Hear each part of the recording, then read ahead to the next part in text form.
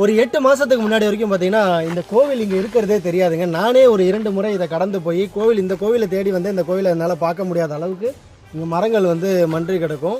ஒரு 8-9 மாதங்களுக்கு முன்னாடி வந்து பார்த்திங்கன்னா நம்ம இதை வந்து சுத்தம் பண்ணி கொடுத்தோம். முழுக்க வந்து பார்த்திங்கன்னா சுத்தம் பண்ணி கொடுத்தோம். அதுக்கப்புறம் ஊருக்காரங்க ரொம்ப அழகாகவே அவுட்டர்லாம் சுத்தம் பண்ணி நீட்டாக வச்சுருக்காங்க. பார்க்கவே மகிழ்ச்சியாக இருக்குது. ஆனாலும் ஒரு சின்ன வருத்தம் என்னென்னா, இந்த கோவில் வந்து செங்கற்களில் இருக்கிறதுனால இன்னும் ஒரு சில காலங்கள் மட்டுமே இந்த கோவிலானது நிற்கும். ஏன்னா இந்த கோவில் மிகப்பெரிய கோவிலானது கொஞ்சம் கொஞ்சமாக இடிஞ்சு வந்து இன்றைக்கி ஒரு அர்த்த மண்டபமும் கருவறைமை மட்டுமே இன்றைக்கி கோவிலாக நிற்கிது. இன்னும் ஒரு சிறிது காலங்களில் முழுக்க வந்து இடிஞ்சிருங்கிற ஒரு வருத்தத்தில் சொல்கிறேன்.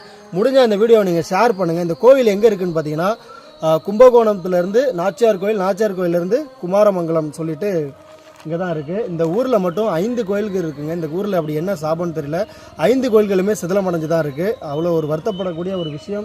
இந்த ஒரு கோவில் தான் ஒரு கோபுரமாக நிற்கிது. மற்ற கோயில்கள் எல்லாமே வந்து பார்த்திங்கன்னா